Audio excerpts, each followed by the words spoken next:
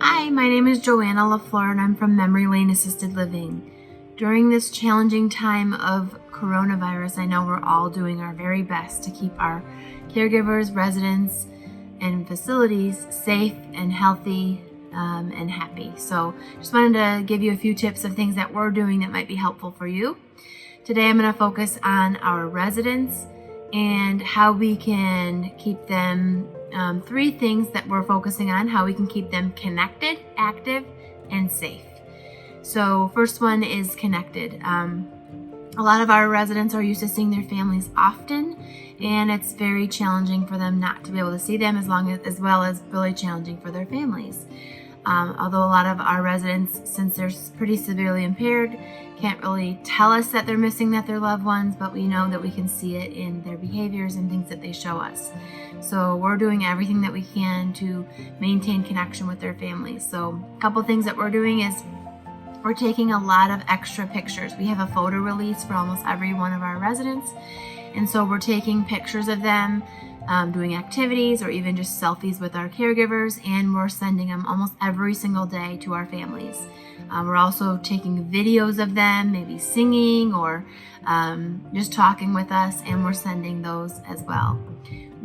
We have iPads that we got for both of the houses, and we're trying to Skype and FaceTime, or there's another one called House Party that you can do. Depending on everyone's phones and pads and things that they have, they might not all have the ones compatible. So we're trying to get whatever we can to work so that we can get everyone on it and at least talking with them that way. We have had a few families come and talk with them through the window, which can be challenging for our residents because it's confusing as to why they're not coming in. But we did have one resident that had a birthday and their family came and sang and had posters, and it was awesome.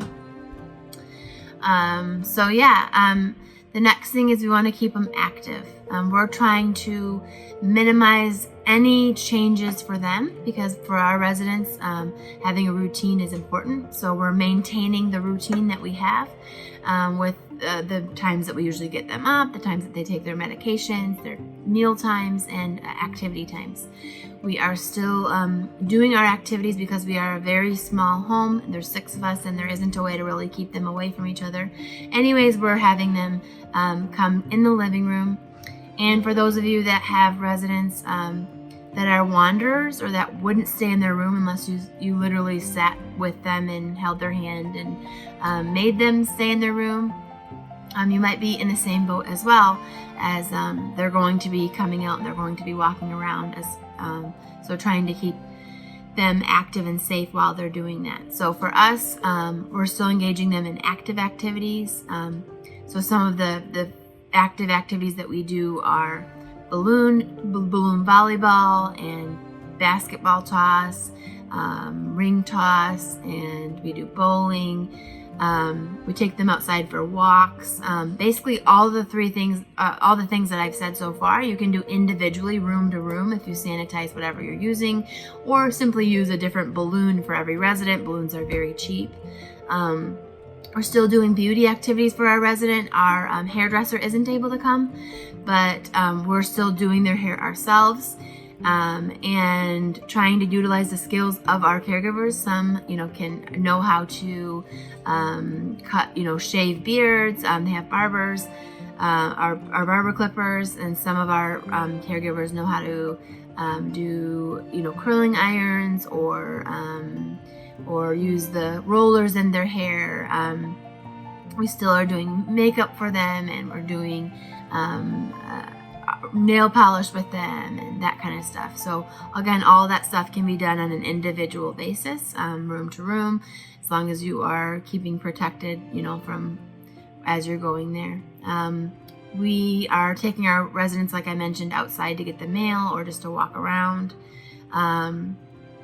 And we're just trying to add more fun, more one-on-one time with our residents and make sure that they know that we're loved, that we are their family at Memory Lane, even though they're unable to see their other family.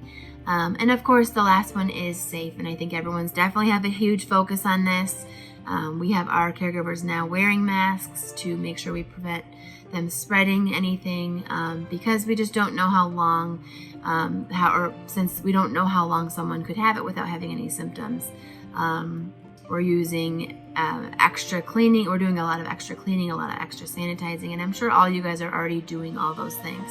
But I think really focusing on, for us, quality of life and safety. So really, how can we balance those things, and how can we make sure that our residents still are happy and still connected with us and connected with their families. So hopefully some of that might help you. And again, thank you for all you're doing and caring for our elders during this time. We truly are the heroes that are saving lives right now. We're a part of the community that's saving lives, and I think that this is an amazing time to be a leader, and it's an amazing time to be able to give it all we've got.